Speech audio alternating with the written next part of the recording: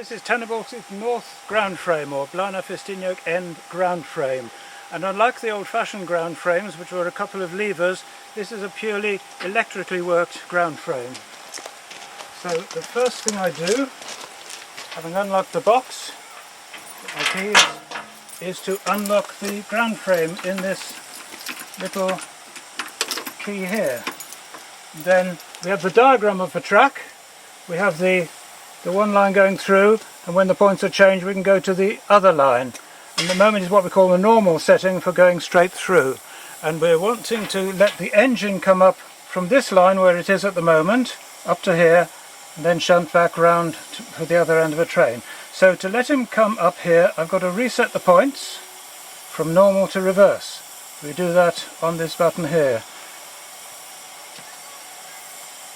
No, sorry, reverse, that one.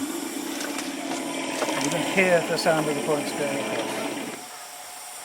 Having done so, I can switch his signal 2N to white. This is two little white lights for shunting, and when they've finished filling with water and they feel so inclined, he'll come up past here and we'll let him go back down.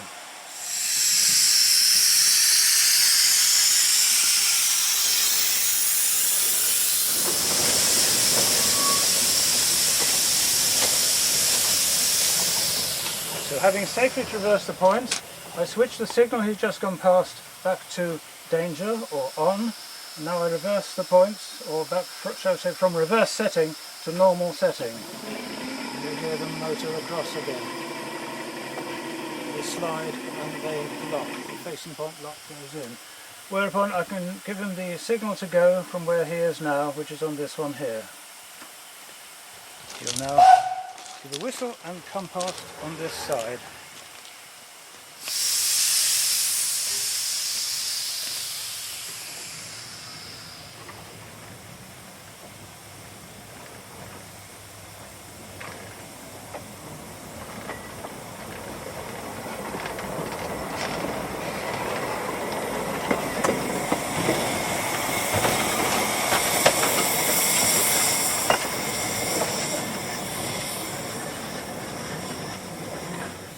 So I put to danger the signal he came past towards the points, and we leave the points set in the normal position, which they are from that movement.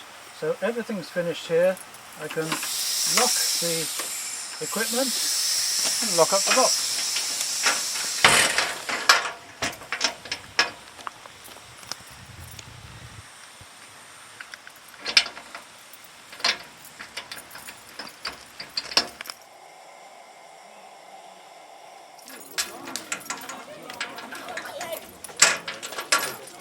Before I go in there, I have to put the Minfo token into this drawer lock. And this will operate the system in the box now. I'm trying to come down this road here, where the track is at the moment set normal, and we have to set it reverse for him to come across. And that's the trap points motoring, and the main points down the end are doing the same thing. We've got the indication reverse on there, so I can now give him the, the off signal just there for him to come by when he's ready.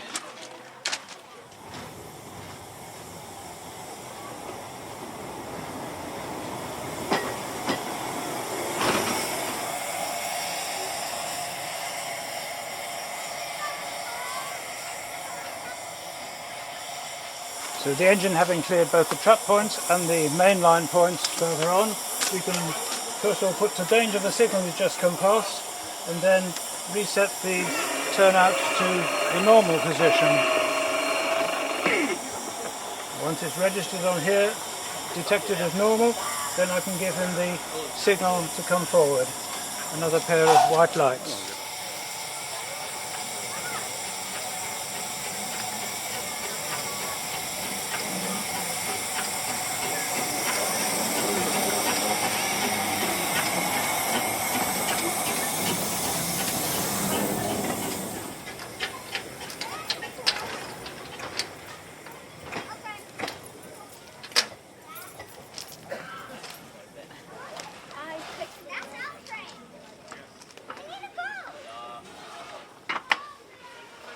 done.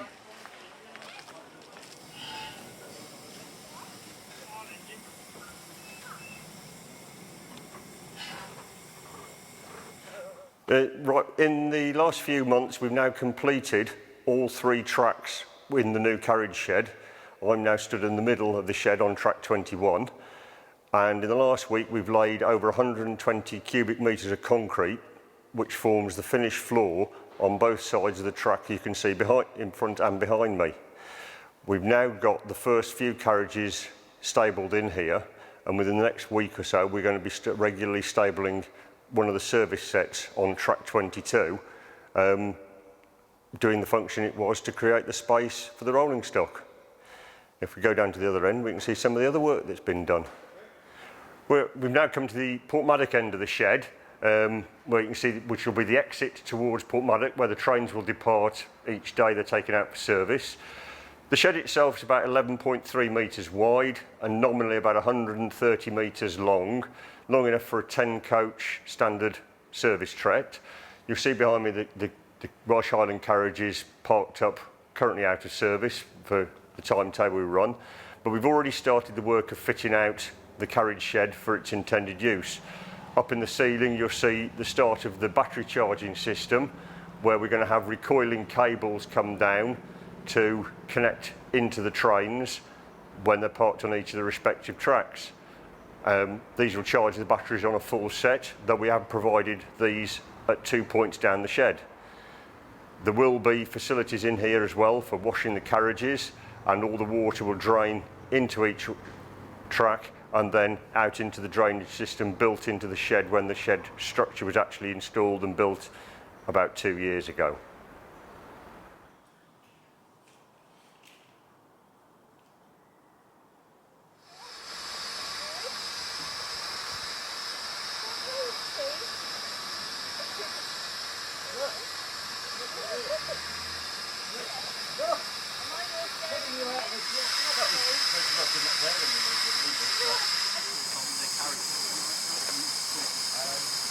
Back and very.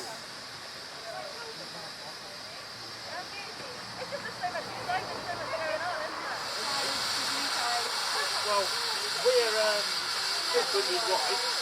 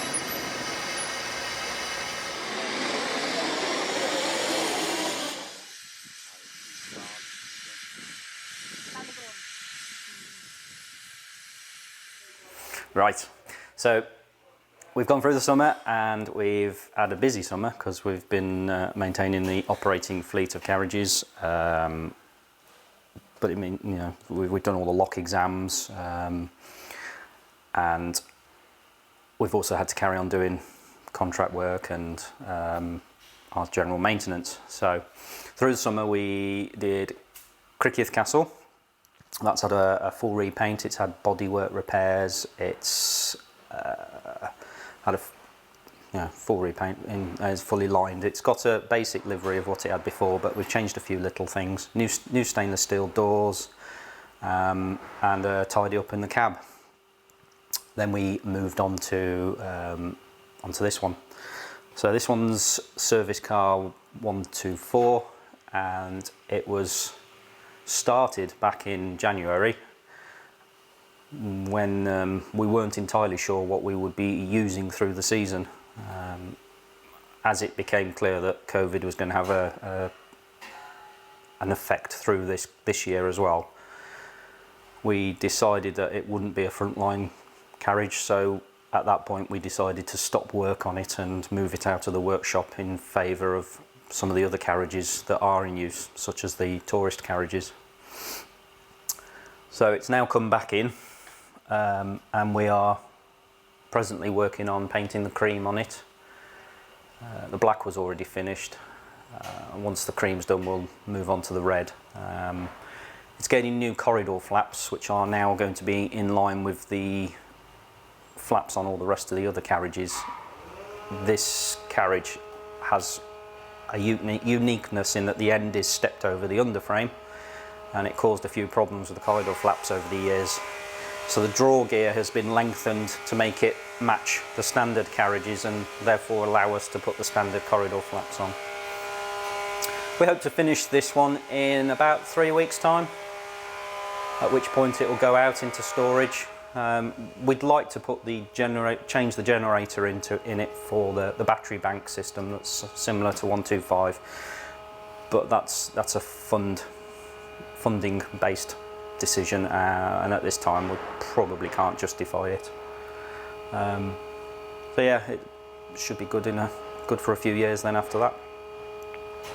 So we've now started work on the bodywork for Carriage 808. This is a FR Super Saloon funded by the late Bob Bloodworth.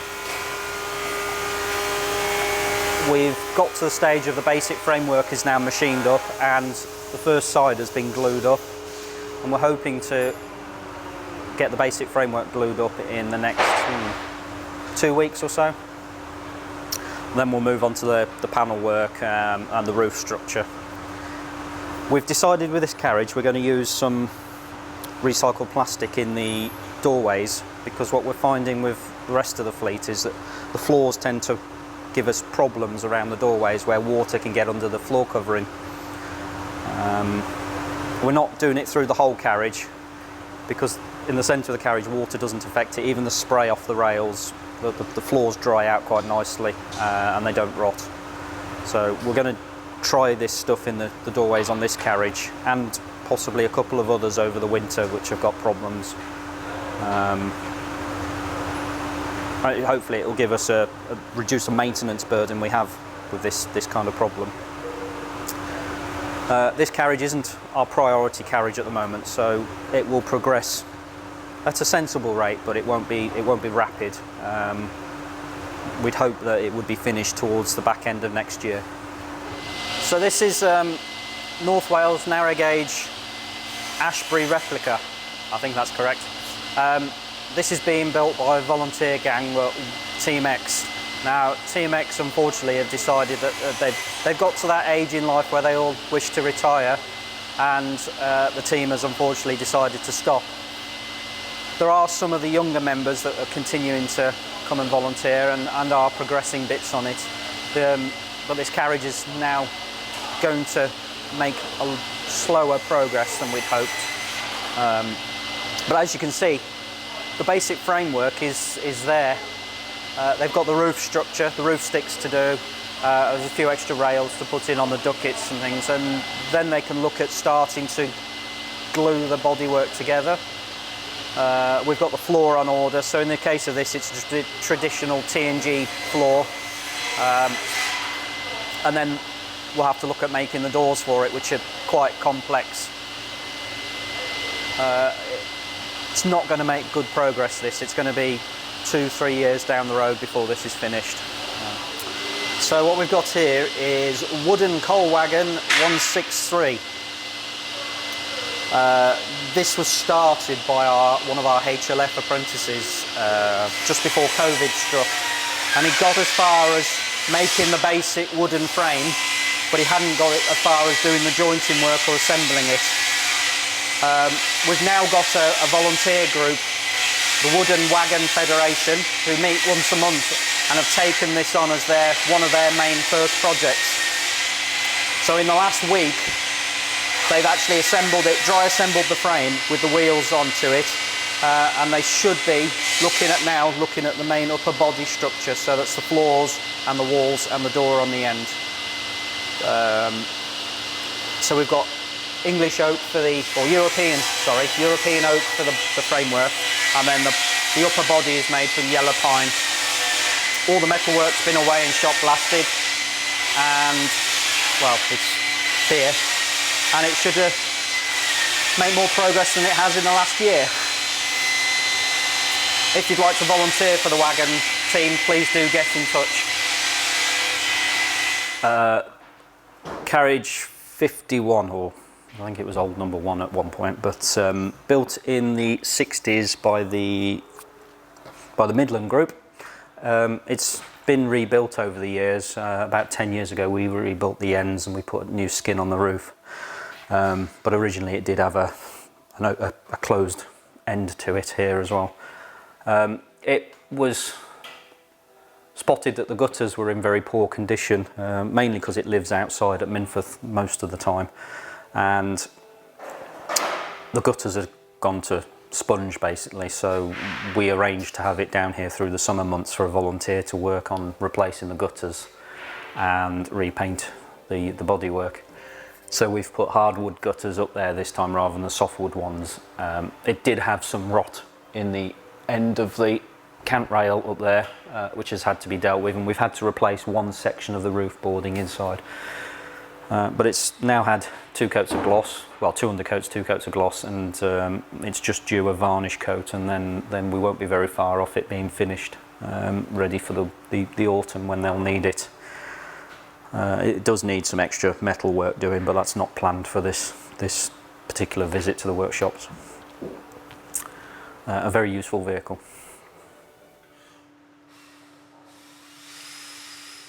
Right, I'm sat inside the Ravenglask and Esdale's events carriage. So this carriage is designed so that you can have groups, or either a full carriage group, hence the dropping window at this side here, or a small party can come in here. It's also an accessible carriage, so you can get a wheelchair into here. It has 2 verandas, so again with drop-in windows at the end, so they can be part of the group that's in the compartment. It's designed to have fold-down table, which are over on the side, due to be fitted very soon.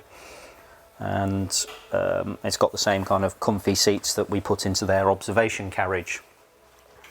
It will have the monograms as well down here on the seats, and there's a lot of finished woodwork that's got to go into the carriage here yet. We've got a lot of the mouldings now going in, and it's very, very close to being finished in the next 2 weeks or so. Then it will head off to Cumbria, and hopefully happy customers will start using it.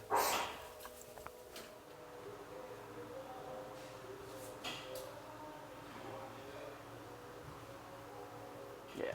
So the windows can drop quite easily. Hello Lee. Hello. So we can have a bigger party in the carriage.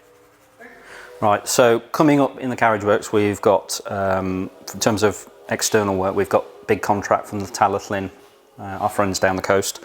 They want 3 carriages building over the next 3 years. We've just started the design work on the first one. Hopefully we'll start physical construction in the next month. So the intention is to deliver one a year over the next 3 years for them. It's a big investment for them as well. So there's that to do. We'll be looking again fairly soon at the Glasgow tram. We've got to finish the top deck. The lower deck has now left the railway and it's gone over to East Anglia. So there'll be that to do.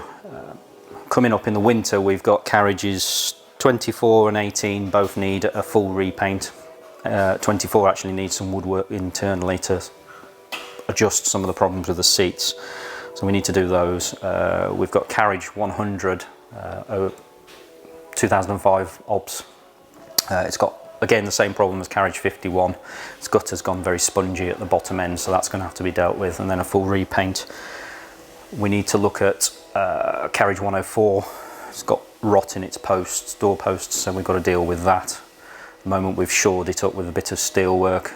We've got locomotives to paint, James Spooner's boiler cladding, 143's boiler cladding and cab.